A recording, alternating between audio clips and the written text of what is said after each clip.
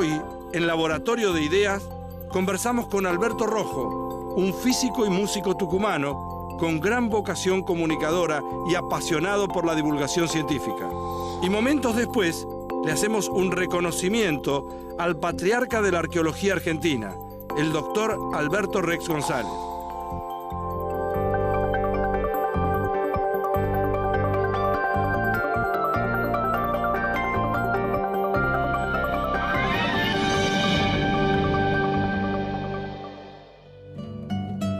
Los invito ahora a entrar en el mundo particular de Alberto Rojo. Él nació en la provincia de Tucumán, se doctoró en física en el Instituto Balseiro. Desde hace 16 años vive en los Estados Unidos y trabaja como docente e investigador en las universidades de Oakland, en Michigan y de Nueva México. Sin embargo, la física no es su única pasión. Alberto es también un reconocido músico y compositor. Suele presentarse en giras y festivales y graba con colegas de la talla de Pedro Aznar, Charly García y Mercedes Sosa. Para que no queden dudas de esto, nos regaló un concierto en exclusiva para Laboratorio de Ideas.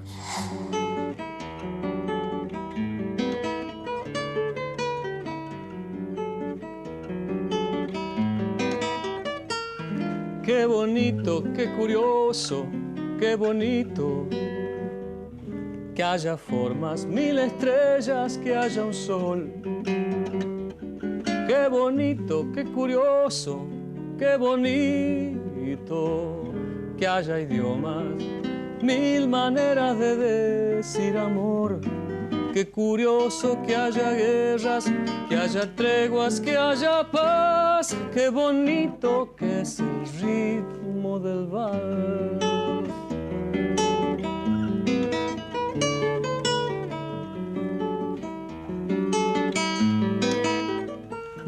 Qué bonito que es el viento en tu pelo.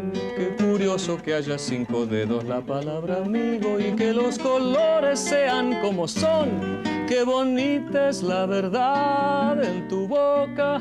Qué curioso que haya un principio y un final. Qué bonita que es la luz a la mañana, ver las hojas, ver las ramas y saber que el mundo está reinventando sus antiguas maravillas. Nuevos llantos, nuevas risas y este valsecito más. La gente tiene la tendencia, o los humanos tenemos la tendencia de querer encasillar, bueno, porque nos deja más tranquilos. Él es guitarrista, entonces guitarrista. Entonces, o él es físico y entonces uno tiene un estereotipo para el que hace física, o para el que hace matemática, o el biólogo, o el abogado, o el constructor, o el fiambrero. Y la gente tiene tantas pasiones, tantos intereses diferentes. Claro, qué lindo que lo digas así, porque para mí siempre fue un problema. ¿Qué soy? ¿No? Y a lo largo del tiempo fui integrando a las dos y bueno, internalizando la idea de que la división entre disciplinas es completamente artificial. De hecho, que haya 7 colores, son infinitos los colores, pero bueno, uno tiene nombres porque encasillando asimila mejor la mente, ¿no?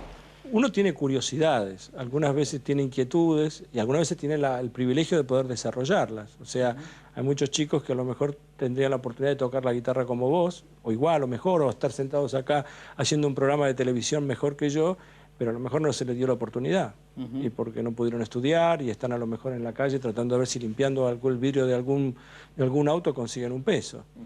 Entonces, a lo mejor yo y vos, lo digo yo en primera persona, tuvimos el privilegio de poder estudiar. Sí, bueno, yo tuve el doble privilegio de poder estudiar y de poder ganarme la vida haciendo dos cosas que son aparentemente disímiles, como la ciencia y el arte, y sí, me siento privilegiado por eso, ¿no? Contame un poquitito qué es lo que haces en Estados Unidos. En este momento, ¿cuál es tu área? ¿En qué especialidad? Mi especialidad yo me doctoré en Bariloche haciendo teoría electrónica de sólidos, teoría microscópica de cómo se comporta la materia.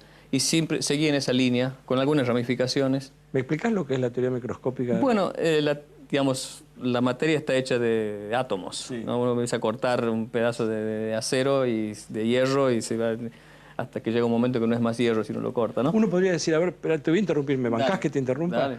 Cuando uno es chico, Uno quiere saber cómo están armadas las cosas. Pues uno desarma hasta donde puede. Claro. Cuando no puede desarmar, rompe. Sí. Y rompe también hasta donde puede, porque uno no viene con un martillo a romperlos, pero si pudiera lo haría para ver de qué están Y armadas. bueno, eso es lo que hicieron los físicos a lo largo de los años, ¿no? Romper.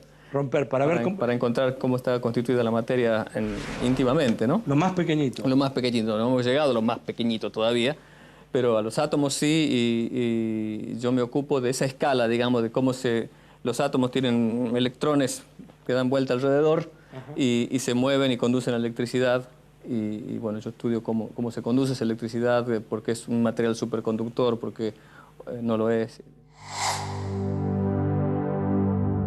La materia sólida está compuesta por una red de átomos que oscilan alrededor de posiciones fijas y electrones que se mueven a través de esa red y que son capaces de conducir electricidad. A temperaturas altas, del orden, por ejemplo, de la temperatura ambiente, los choques continuos de los electrones con estos átomos producen resistencia a su movimiento. Por debajo de una temperatura crítica propia de cada material, se produce una curiosa transición.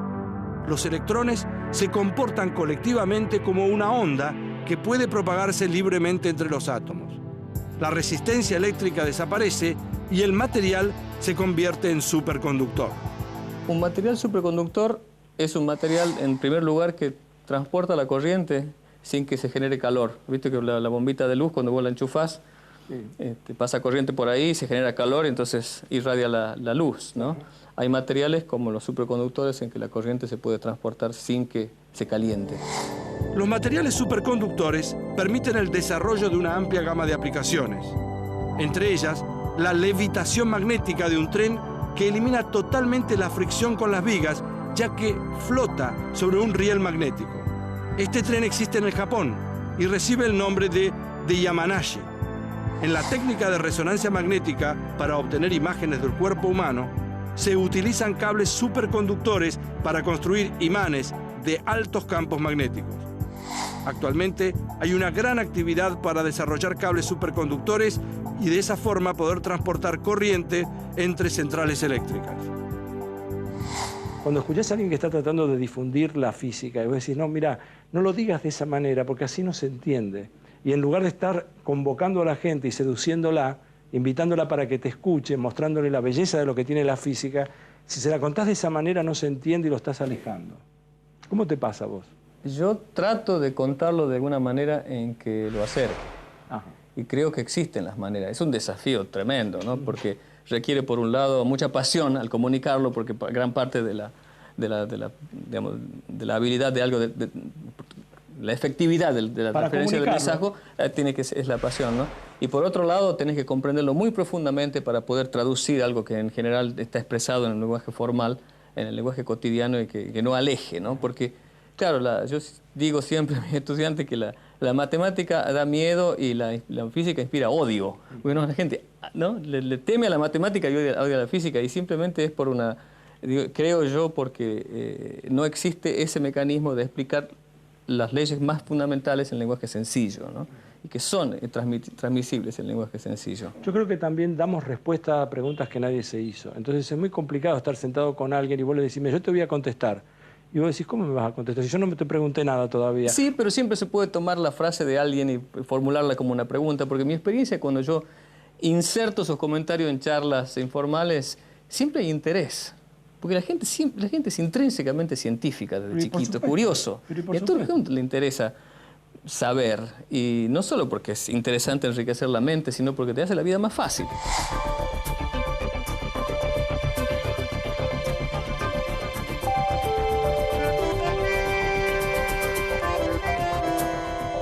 Cuando recién estabas tocando el vals y lo empezaste a cantar, qué bonito sería. ¿Me podés repetir un poquito la letra de memoria? Porque hubo algo que me disparó a pensar, esto se le tiene que haber ocurrido porque ha recorrido caminos de la física. Exacto. Qué bonito, qué curioso, sí. Es la premisa, ¿no? Sí. Qué bonito y qué curioso que es el mundo. Sí. ¿No? Yo creo que en el fondo, digamos, mi actitud hacia la vida, digamos, es de curiosidad y de querer entender y de hacer contacto. En el caso con la ciencia, con los secretos del mundo, y en el caso del arte, con la mente y el corazón del espectador, ¿no? Y aquellas cosas sobre las que considero que la ciencia no me va a dar una respuesta mientras yo esté vivo, digamos, sobre esas cosas canto. Tenés una cámara ahí y vos dijeras, a ver, yo qué le podría decir a la gente en este momento que me gustaría que estuvieran pensando en qué pensás vos y qué te gustaría que piense la gente. ¿De física? De lo que quieras, elegí lo que quieras. Si le querés pensar... Lo que me viene a la cabeza ahora es la importancia de educarse. La importancia de educarse y de profundizar el sentido crítico, ¿no? Y digamos, de leer literatura pensando en ciencia, de leer ciencia pensando en literatura. Mi experiencia es que esas divisiones son artificiales, que la ciencia puede ser súper divertida y que no es esa cosa alejada digamos, reservada a gente en la Torre de Marfil, ¿no? En esa Torre de Marfil artificial, ¿no? Eso es muy importante, el tema de la división de las ciencias, porque es una cosa tan artificial que... Porque en una época, hace 200 años, por ejemplo, 300 años, los que estaban eran todos sabios. O sea, uno no decía Leonardo da Vinci es pintor, claro, o Leonardo da Vinci es astrónomo, o Miguel Ángel o Galileo, qué sé yo, era un conjunto de saberes, pongámoslo así. Sí, yo siempre siento que nací en el siglo equivocado en ese sentido, ¿no? Pero porque es el siglo de la especialidad, ¿no? Pero hay lugar también para... Yo sí me considero un generalista, no soy especialista en nada en realidad. Está bien, como un médico clínico. Claro, porque los especialistas son archinecesarios, digamos. Los grandes avances se van produciendo por gente que es experta en ciertas cosas, ¿no? Pero también tener una visión, conseguir una visión y divulgarla, me parece que es un llamado que yo tengo, ¿no? ¿Qué deberíamos saber? Si vos pudieras tomar hoy un tiempo y decir, entramos en cadena nacional y habla Alberto Rojo al país... Y ¿De qué cosas hablaría yo en ese momento? ¿De ciencia? Sí. Yo diría que los principios básicos de la ciencia. ¿Qué es la entropía? ¿Qué es la segunda ley de la termodinámica? ¿Por qué hay un avance hacia el desorden? ¿Qué es la visión que la ciencia tiene del tiempo? Y cómo esos conocimientos básicos se convierten en ciencia aplicada, cómo esa ciencia aplicada se convierte en aplicaciones industriales y cómo esa aplicación industrial nos mejora la calidad de vida.